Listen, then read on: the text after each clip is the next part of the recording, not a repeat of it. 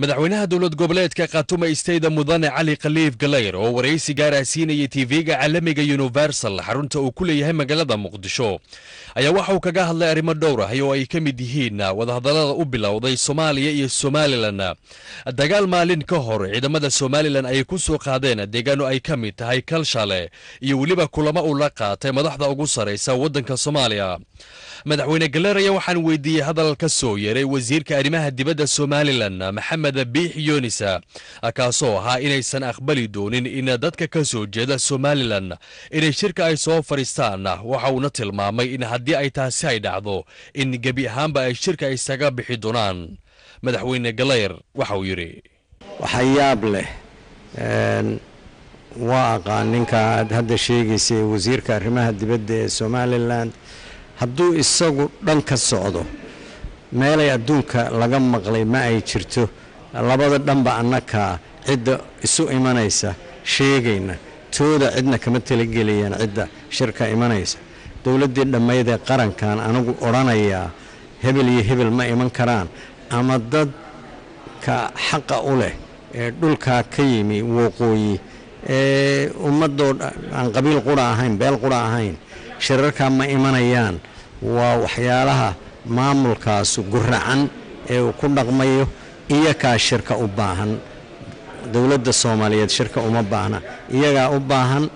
iyagaana soo noqon doona mar iyo laba iyo shan haday ka maqnaadaan waxa khasaba in loogu dhabar adeego oo haday nabad waarta rabaan iyo asafkarad dadka arintan leh siday u oran karaan kama qayb gali karaan yaa arin guracana waxaan ilaahay ka rajeynaa ilaahay inuu soo hadeeyo dagaal ay maalmo ka hor ciidamada Somaliland ay ku soo qaadeen deegaano ka tirsan Khatuma ayuu madaxweynaha maamulka Khatuma mudane Cali Khaliif Galayr mar uu ka hadlayay waxa hadaladiisa ka mid ahaa dhibaatadan iyo dagaaladan kama socdaan aagan xagga hawdka Kalshale iyo Meegaagle waxa jira iyana oo isla wiigan ina soo dhaafay ah ciidamadaas maamulka Somaliland inuu soo weeraray aagaas dabataag muxuu ahaa dharkeengeeyo saaxdheer u dhaxeeya oo ciidamo teknika oo badani ay yimaadeen oo dagaal ku soo qaadeen kuma ay guuleysan waa la jabiyay waana ka noqdeen laakiin waxaad moodaa birrifin ay qaadanayaan oo intay xoogaa maqnaadaan inay haddana soo abaarayaan madaxda ugu sareysa dalka Soomaaliya uu ka mid yahay madaxweynaha dawladda federaaliga ee Soomaaliya mudane Xasan Sheekh Maxamuud ayuu la kulmay madaxweyne Galayr iyagoona ka wada hadlay arrimo badan oo labada dhinac quseeya way saragnay madaxda qaranka madaxweynaha way saragnay waqti fiicanna waanu sheekaysanaynay warbixino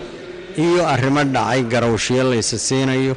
waxaan ku faraxsanahay aniga madaxweynuhu inaanu inta badan ama gidigeedba hadayna aan ku heshiisnahay in ay wixii hore u dhacay oo amal afallahu amma salaf wixii hadda yaala in goonyaha laga wada joogo waxa mustaqbalka ee Soomaaliyeedna waajibka la wada guto ummadan iyo qaranka sidii lagu badbaadin lahaa shacabka ku dhaqana deegaanada Sool Sanaag iyo Cayn ayaa xaalad adag oo dhanka nolosha ku jira waxayna ku hoos nool yihiin maamulo ku hardamaya inay ka taliyaan deegaanadaasi iyagoona aan gacan ka geysan sidii loo horumarin lahaa adeegyada aasaasiga u ah bini aadamka sida caafimaadka waxbarashada iyo dhismaha wadooyinka Salmaan Jamaal Saciid TV-ga caalamiga Universal magaalada Muqdisho.